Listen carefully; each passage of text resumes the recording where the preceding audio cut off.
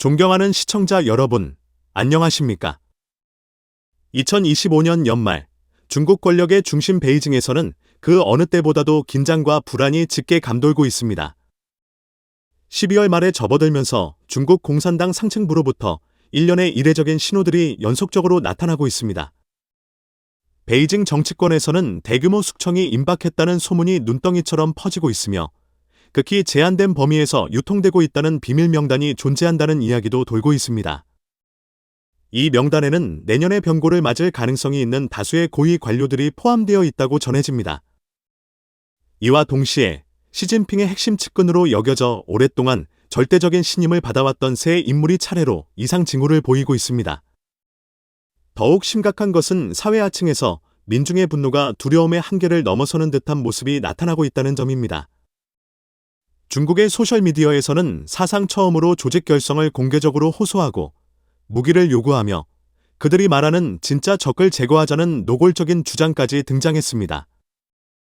그렇다면 중나라의 내부에서는 과연 어떤 일이 벌어지고 있는 것일까요?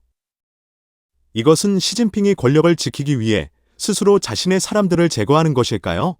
아니면 반대 세력이 점진적으로 그의 측근 네트워크를 차단해 가고 있다는 신호일까요? 먼저 중국 공산당 중앙정치국 내부에서 나타난 이례적인 움직임을 살펴보겠습니다. 12월 말 이틀 연속으로 정치국은 유난히 바쁜 일정을 보였습니다. 통상적인 민주생활회 외에도 베이징은 갑작스럽게 추가 정치국 회의를 소집했고 이후 내부 활동은 밤늦게까지 이어졌습니다. 주목할 점은 수년간의 관례에 따르면 정치국 회의는 매달 한 차례 정례적으로 열려왔다는 사실입니다. 이달의 정례 회의는 이미 월 초에 열려 경제 문제를 논의했습니다. 그럼에도 불구하고 추가 회의가 돌연 소집된 것은 극히 드문 일입니다. 중국 정치 체제에서 이러한 움직임은 보통 상층부에 매우 중대한 문제가 발생했을 때에만 나타납니다. 중국 관영 매체에 따르면 이번 추가 회의는 반부패와 당 기율 정비에 초점을 맞췄습니다. 회의에서는 2026년에 보다 높은 기준과 보다 강력한 조치를 적용해 이른바 전면적 엄정당 관리를 추진하겠다고 강조했습니다. 또한 중앙기율검사위원회 제5차 전체회의가 내년 1월 12일부터 14일까지 열릴 것임을 확인했습니다.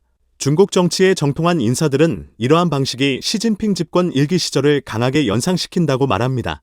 당시 그는 반부패 운동을 이용해 경쟁자를 제거하고 개인 권력을 공고히 했습니다.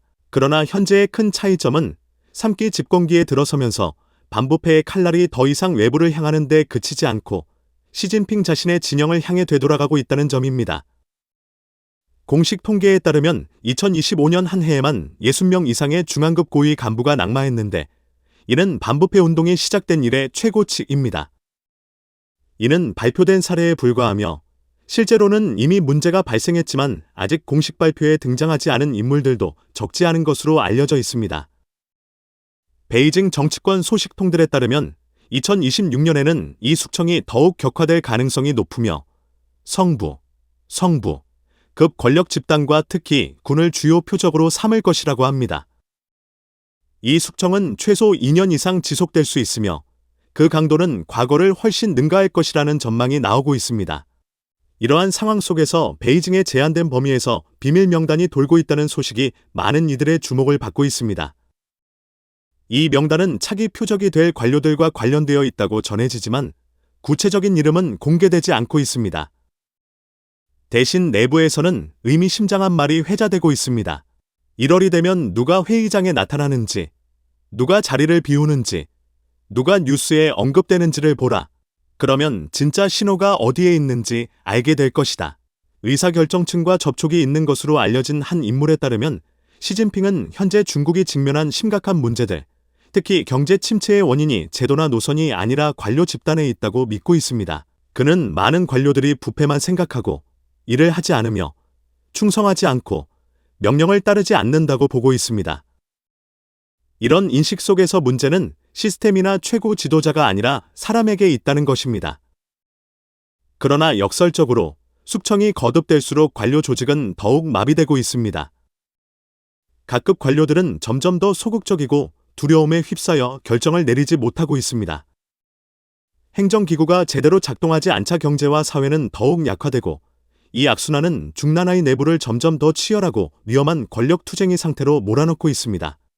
이러한 맥락에서 여론의 집중 조명을 받는 세 인물은 바로 마식루이, 마흥서, 둥진, 동군, 중사오진, 종소군입니다. 이들은 한때 시진핑 측근 그룹의 중추로 여겨졌던 인물들입니다. 먼저 마식루이입니다. 그는 짧은 기간 동안 여러 중요한 정치 행사와 의전에 연이어 모습을 드러내지 않았습니다.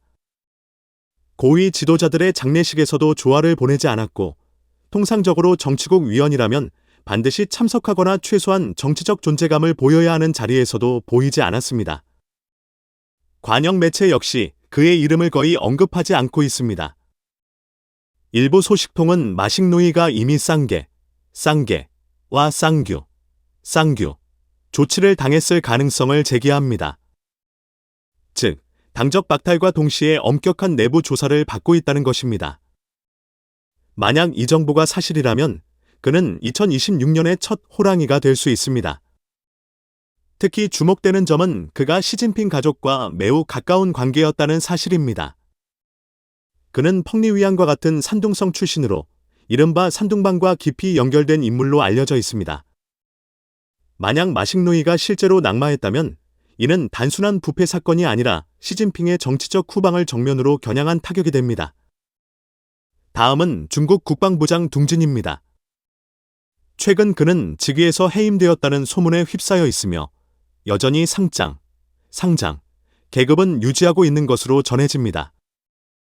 군 계급 승진식에서 둥진은 유일하게 연단에 앉지 못하고 관중석에 앉았는데, 이는 중국 정치 문화에서 매우 이례적인 신호로 받아들여졌습니다.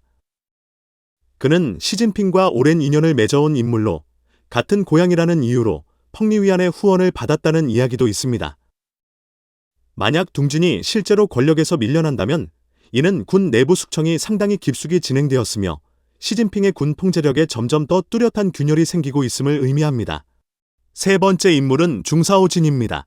그는 20년 넘게 시진핑을 따라다닌 최측근 중에 최측근으로 저장성 시절부터 함께 일해왔습니다. 군 복무 경험이 없음에도 불구하고 군 내에서 극히 핵심적인 직책을 차지해왔습니다. 최근 그는 중요한 자리에서 물러났고 기율 기관의 조사를 받고 있다는 소문이 돌고 있습니다.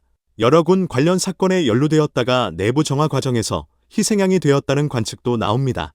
3명의 핵심 측근이 연이어 병고를 맞으면서 여론은 하나의 큰 질문을 던지고 있습니다. 이것은 시진핑이 권력을 지키기 위해 스스로 자신의 사람들을 희생시키는 것일까요? 아니면 반대 세력이 그의 측근 네트워크를 하나씩 끊어내고 있다는 신호일까요? 정치 상층부가 불안정에 빠진 가운데 사회 전반에서도 민중의 분노가 점점 더 노골적으로 드러나고 있습니다. 특히 크리스마스 전후 기간에 이러한 현상이 두드러졌습니다. 문화적 자신감이라는 명분 아래 중국 당국은 여전히 서구 명절을 기념하는 행위를 억제하고 있습니다. 베이징 왕푸증의 가톨릭 성당은 크리스마스 트리 조명을 켰지만 정문은 폐쇄되었고 주변에는 울타리와 경찰이 배치되어 시민들의 출입이 차단되었습니다. 소셜미디어에는 일부 학교가 크리스마스 기간 동안 학생들의 사과 반입을 금지했다는 공지가 퍼졌습니다. 상하이에서는 산타클로스로 분장의 평안의 사과를 나눠주던 여성이 경찰서로 연행되기도 했습니다. 널리 공유된 영상에서 그녀는 단지 축제의 따뜻함을 전하고 싶었을 뿐인데 경찰서에서 크리스마스를 보낼 뻔했다고 말합니다. 이 비극적이면서도 희극적인 이야기는 사회 통제가 얼마나 극단적인 수준에 이르렀는지를 보여줍니다. 그러나 모두가 침묵하는 것은 아닙니다. 우한 광구 지역의 한 쇼핑몰에서는 변형된 방식의 크리스마스 퍼포먼스가 열렸습니다. 사슴 썰매를 탄 인물이 공중에 떠 있고 뒤에서는 화려한 불꽃놀이가 펼쳐져 많은 시민들이 몰려들었습니다. 금지령이 있음을 알면서도 사람들은 점점 숨막히는 규제에 대한 부드러운 저항을 표현하고 있는 것입니다. 진정으로 관찰자들을 불안하게 만드는 것은 최근 중국 소셜미디어에서 벌어지고 있는 일들입니다. 더우인, 두음에서는 조직 결성을 공개적으로 호소하는 게시물이 연이어 등장했으며 함께 팀을 만들자, 할 수 있는 사람을 찾는다과 같은 문구가 담겨 있습니다. 짧은 시간 안에 수만 건의 좋아요와 댓글, 공유가 이어졌습니다. 댓글란에서는 참여 의사를 밝히는 사람들이 적지 않습니다. 전직 군인이라고 밝힌 한 이는 사회의 잔혹함을 꿰뚫어 보았고 한때 민중의 피를 빨아먹는 자들을 지켜온 것을 후회한다고 말했습니다. 어떤 이는 무릎 꿇고 사는 이 서서 죽겠다고 했고, 또 다른 이는 무기에 대해 알고 있다거나 장비만 갖춰주면 후방 지원이나 기술 업무를 맡을 수 있다고 했습니다. 심지어 언제 무기를 지급하고 어디에 집결하느냐고 직접 묻는 사람도 있었습니다. 이와 유사한 사례는 이전에도 있었습니다. 다수의 총기가 벽에 기대어 놓인 영상과 함께 모두 준비됐는가라는 문구가 올라왔고, 댓글란은 즉시 호응의 장이 되었습니다. 60년대 세대도 다시 싸우고 싶다고 하고 80년대 세대도 복귀할 준비가 되어 있으며 진짜 적을 놓쳐서는 안 된다는 말들이 쏟아졌습니다. 이러한 반응은 민중의 분노가 이미 매우 위험한 수준까지 축적되었음을 보여줍니다. 현 체제 아래에서 더 이상 희망을 보지 못하고 두려움을 넘어설 때 극단적인 외침은 더 이상 상상이 아닌 현실이 됩니다. 역사는 상층부가 분열되고 사회가 절망에 빠질 때 대변혁은 시간 문제임을 보여주고 있습니다. 시진핑의 새 측근이 연이어 병고를 맞고 숙청은 격화되며 민중은 공개적으로 자신들이 모든 고통의 근원이라 여기는 적에 맞서고자 합니다. 이 모든 것은 다가오는 한 해가 극도의 불안정 속에 놓여 있음을 그려내고 있습니다. 마지막 질문을 시청자 여러분께 드립니다. 이것은 시진핑이 생존을 위해 스스로 자신의 팔을 잘라내는 것일까요? 아니면 그의 권력이 내부에서부터 꺾이고 있다는 신호일까요? 여러분의 의견을 남겨주시기 바랍니다. 시청해주셔서 감사합니다. 다음 방송에서 다시 뵙겠습니다.